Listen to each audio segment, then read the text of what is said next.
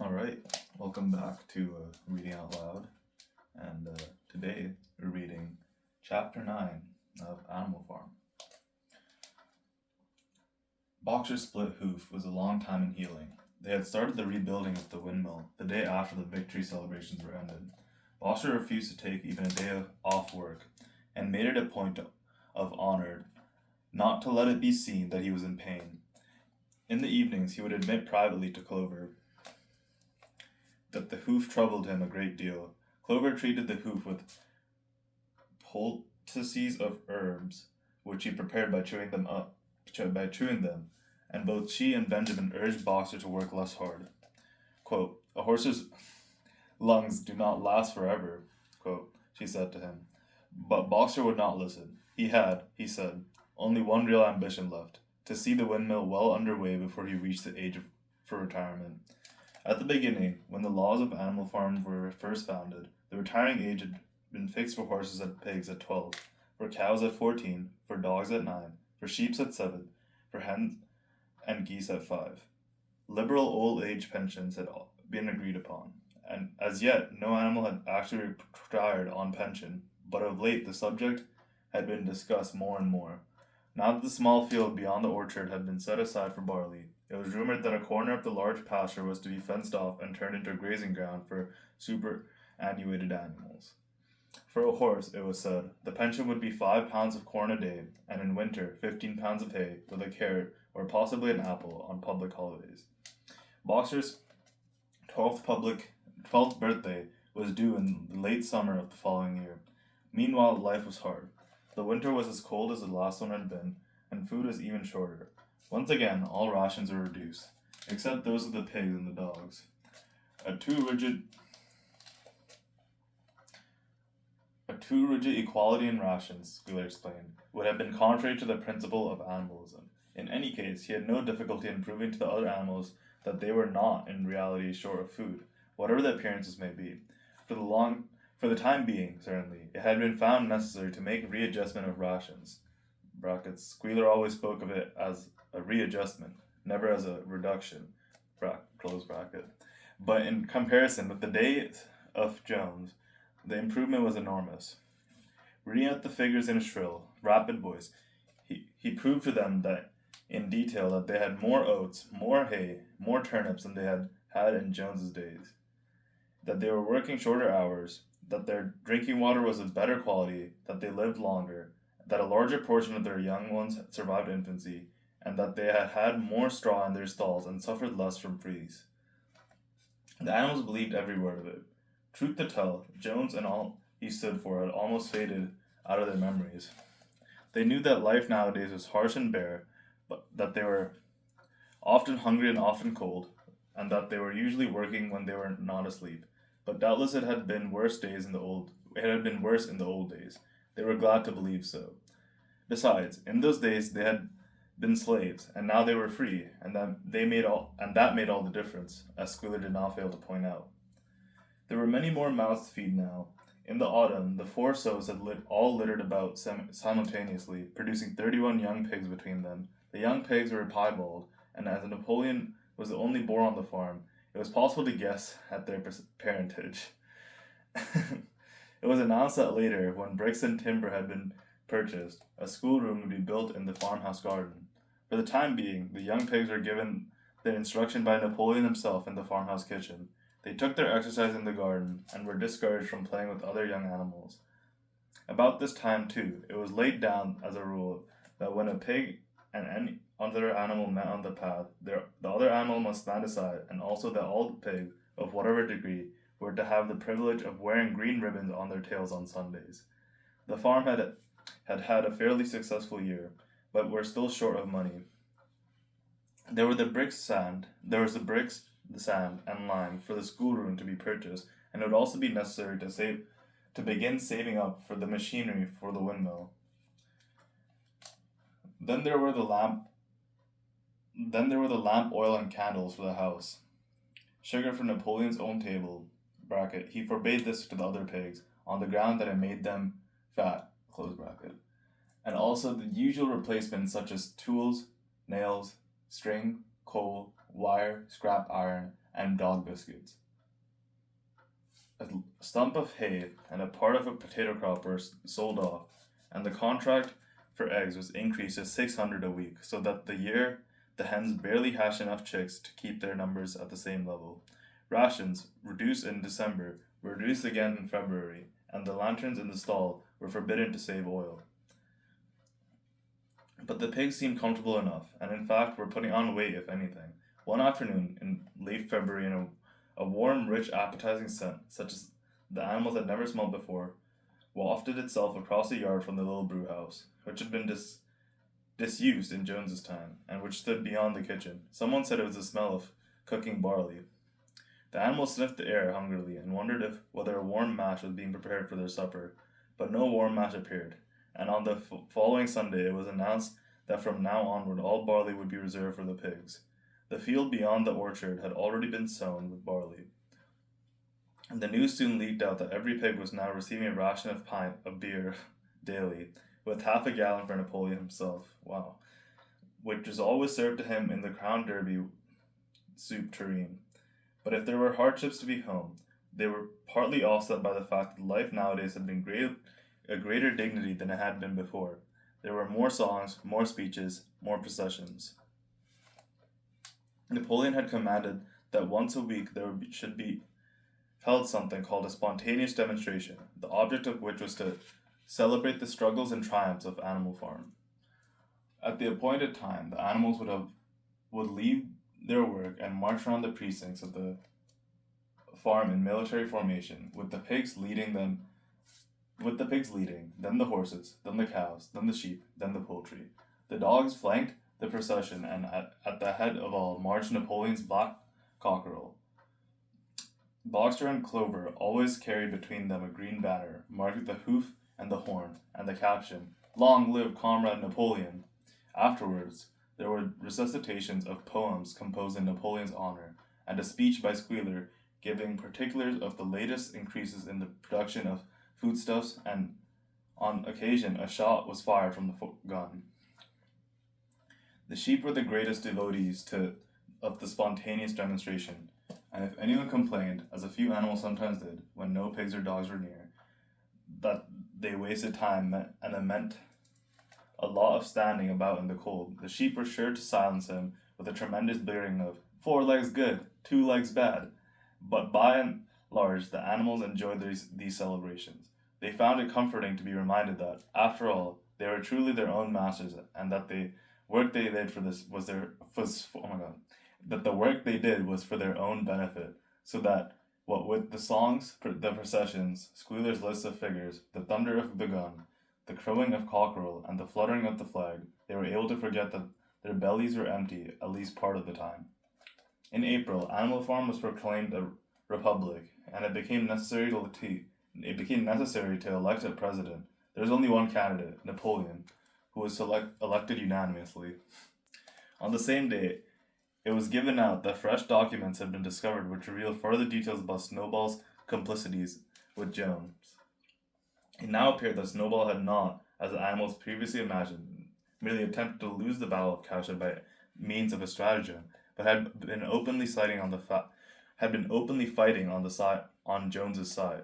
In fact, it was he who had actually been the leader of the human forces, and had charged into battle with the words, "Long live humanity," on his lips. The wounds on Snowball's back, which a few animals still remember to have seen, had been inflicted by Napoleon's teeth. In the middle of the summer, Moses, the raven, suddenly reappeared on the farm, after an absence of several years.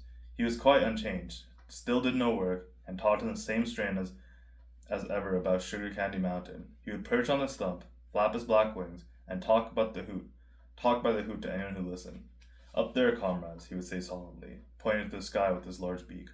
"Up there, just on the other side of that dark cloud, you can see, there it lies, Sugar Candy Mountain, the happy country where we poor animals shall rest forever from our labors." He even claimed to have been there on one of his higher flights, and to have seen the everlasting fields of clover and linseed cake and lump sugar growing on the hedges. Many of the animals believed him. Their lives now, they reasoned, were hungry and laborious. Was it not right and just that their better world should exist somewhere else? A thing that was difficult to determine was the attitude of the pigs towards Moses. They all declared contemptuously that his stories about Sugar Candy Mountain were lies, and yet they all allowed him to remain on the farm, not working with an allowance of a gill of beer a day. After his hoof had healed up, Boxer worked harder than ever. Indeed, all the animals worked like slaves that year. Apart from the regular work of the farm and the rebuilding of the windmill, there were there was a schoolhouse for the young pigs, which started in March. Sometimes the long hours on insufficient food were hard to bear, but Boxer never faltered. In nothing he said or did, in nothing that he said or did was there any sign that his strength was not what it had been. It was only his appearance that was a little altered. His hide was a little less shiny than it used to be, and his great haunches seemed to have shrunken. The others said, Boxer will pick up when the spring grass comes on. But the spring came, and Boxer grew no fatter. Sometimes on the slope leading to the top of the quarry, when he braced his muscles against the weight of some vast boulder, it seemed that nothing kept him on his feet except the will to continue. At such times, his lips were seen to form the words, "I will work harder." He had no voice left. Once again, Clover and Benjamin warned him to take care of his health, but Boxer paid no attention. His 12th birthday was approaching. He did not care what happened so long as good store of stone was accumulated before he went on pension. Late one evening in the summer, a sudden rumor ran around the farm that something had happened to Boxer. He had gone out alone to drag a load of stone down the windmill, and sure enough, the rumor was true. A few minutes later, two pigeons came racing in time with the news. "Boxer has fallen! He's lying on his side and can't get up!" About half the animals on the farm rushed out to the knoll where the windmill stood. There lay Boxer, between the shafts of the cart, his neck stretched out, unable to even raise his head. His eyes were glazed, his side matted with sweat. A thin stream of blood had trickled out of his mouth. Clover dropped to her knees at his side. "Boxer," she cried, "how are you?" It is my lungs," said Boxer in a weak voice. "It does not matter. I think you will be able to finish the windmill without me.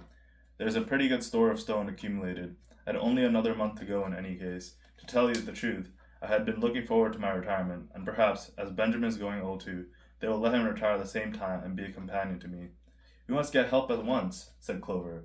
"Run, somebody, and tell Squealer what had happened." All the other animals immediately raced back to the farmhouse to give Squealer the news.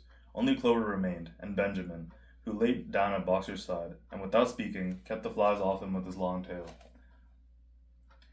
After about a quarter of an hour, Squealer appeared, full of sympathy and concern. He said that Comrade Napoleon had learned with the very deepest distress of this misfortune to one of the most loyal workers on the farm, and was already making arrangements to send Boxer to be treated in the hospital at Wellington. The animals felt a little uneasy about this, except for Molly and Snowball. No other animal had ever left the farm. They did not like to think of their sick comrade in the hands of human beings. However, Squealer easily convinced them that the veterinary surgery in Wellington could treat Boxer's case more satisfactorily than could be done at the farm. And about half an hour later, when Boxer had somewhat recovered, he was with difficulty got to his feet and managed to limp back to his stall, where Clover and Benjamin had prepared a good bed of straw for him. For the next 2 days, Boxer remained in his stall. The pigs had sent out a large bottle of pink medicine which they had found in the medicine cabinet in the bathroom, and Clover administered it to Boxer twice a day after his meals. In the evening, she lay in his stall with him and talked to him, while Benjamin kept the flies off him. Boxer professed not to be sorry for what had happened. If he made a good recovery, he might expect to live another 3 years, and he looked forward to the peaceful days that he would spend in the corner of the big pasture. It would be the first time that he had had leisure to study and improve his mind. He said. To study and improve his mind. He intended, he said, to devote the rest of his life to learning the remaining 22 letters of the alphabet. However, Benjamin and Clover could only be with Boxer after working hours, and it was in the middle of the day when the animals came to take him away. The animals were all at work, weeding turnips under the supervision of a pig, when they were astonished to see Benjamin come galloping from the direction of the farm buildings, braying at the top of his voice. It was the first time they had ever seen Benjamin excited. Indeed, it was the first time that anyone had seen him gallop. "Quick, quick," he announced. "Come at once. They're taking Boxer away." Without waiting for orders from the pig, the animals broke off work and raced back to the farm building. Sure enough, in the yard, there was two large closed. There's a large closed van drawn by two horses, with the lettering on its side and a sly-looking man in a low-crowned bowler hat sitting on the driver's seat. And Boxer's stall was empty. The animals crowded round the van. "Goodbye, Boxer," they chorused. "Goodbye." "Fools, fools!" shouted Benjamin, prancing around them and stamping on earth with his small hoofs. "Fools! Do you not see what is written on the side of that van?" That gave the animals a pause, and there was a hush. Muriel began to spell out the words. Benjamin pushed her aside in the midst of a deadly silence, and in silence he read, "Alfred Simmons, horse slaughterer and glue boiler, Willingdon, dealer in hides and bone meal, kennels supplied." "Do you not understand what that means? They are taking Boxer to the knackers." A cry of horror burst from all the animals. At this moment, the man in the box whipped up his horses, and the van moved out of the yard in a smart trot. All the animals followed, crying out at the top of their voices. Clover forced her way to the front. The van began to gather speed. Clover tried to stir her stout limbs to gallop, and achieved a canter. "Boxer!" she cried. "Boxer! Boxer! Boxer!" And just at this moment, as though he had heard the uproar outside, Boxer's face, with the white strip down his nose, appeared at the small window at the back of the van. "Boxer!" cried Clover in a terrible voice. "Boxer! Get out of there! Get out of quickly! They're taking you to your death!" All the animals took up the cry of, "Get out, Boxer! Get out!" But the van was already gathering speed and drawing away from them. It was uncertain whether Boxer had understood what Clover had said, but a moment later his face disappeared from the window, and there was a sound of tremendous drumming of hoofs inside the van. He was trying to kick his way out. The time had been when a few kicks from Boxer's hoofs would have smashed the van to matchwood. But alas, his strength had left him, and in a few moments the sound of drumming hoofs grew fainter and died away. In desperation, the animals began appealing to the two horses which drew the van to stop. "Comrades! Comrades!" they shouted. "Don't take your own brother to his death!" But the stupid brutes, too ignorant to realize what was happening, merely set back on their ears and quickened their pace. Boxer's face did not reappear at the window. Too late, someone thought of racing ahead, shutting the five-barred gate. But in another moment, the van was through it and rapidly disappeared down the road. Boxer was never seen again. 3 days later, it was announced that he had died in the hospital at Willingdon, in spite of receiving every attention a horse could have. Squealer came to announce the news to the others. He had, he said, been present during Boxer's last hours. "It was the most affecting sight I have ever seen," said Squealer, lifting his trotter and wiping away a tear. "I was at his bedside at the very last, and at the end, almost too weak to speak, he whispered in my ear that his soul's sorrow was to have passed on before the windmill was finished. 'Forward, comrades,' he whispered. 'Forward in the name of the rebellion. Long live Animal Farm! Long live Comrade Napoleon! Napoleon is always right!' Those were his very last words, comrade." Here Squealer's demeanor suddenly changed. He fell silent for a moment, and his little eyes darted with suspicious glances from side to side before he proceeded. It had come to his knowledge, he said, that a foolish and wicked rumor had been circulated at the time of Boxer's removal. Some of the animals had noticed that the van which took Boxers away was marked as horse slaughter, and had actually jumped to the conclusion that Boxer was being sent to the knackers. "It was almost unbelievable," said Squealer, "that any animal could be so stupid. Surely," he cried indignantly, whisking his tail and skipping from side to side, "surely they knew their beloved leader, Comrade Napoleon, better than that?"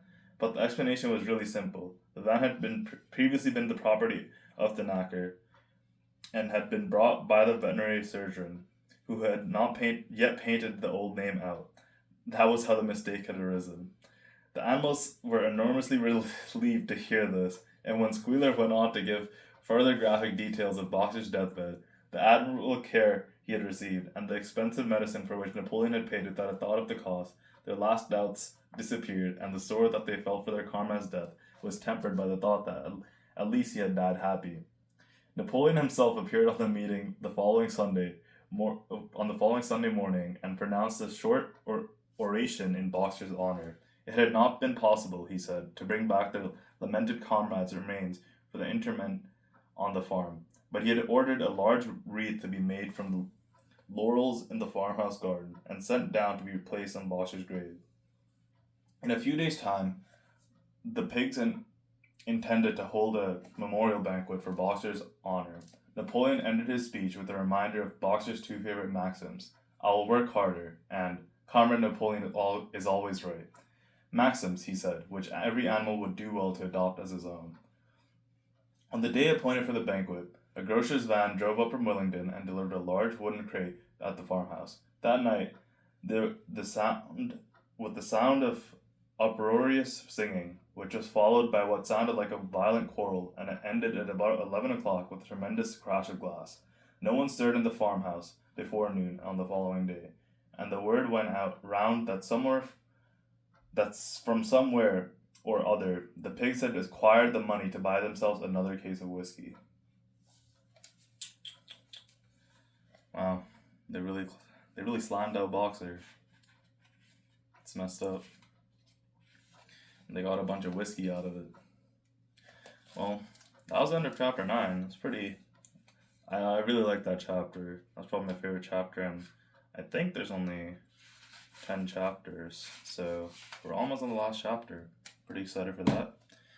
I've been trying to read this book for so long. I've just been really lazy, and now I'm actually enjoying it now that I'm reading it. So, yeah. See you guys on the next episode.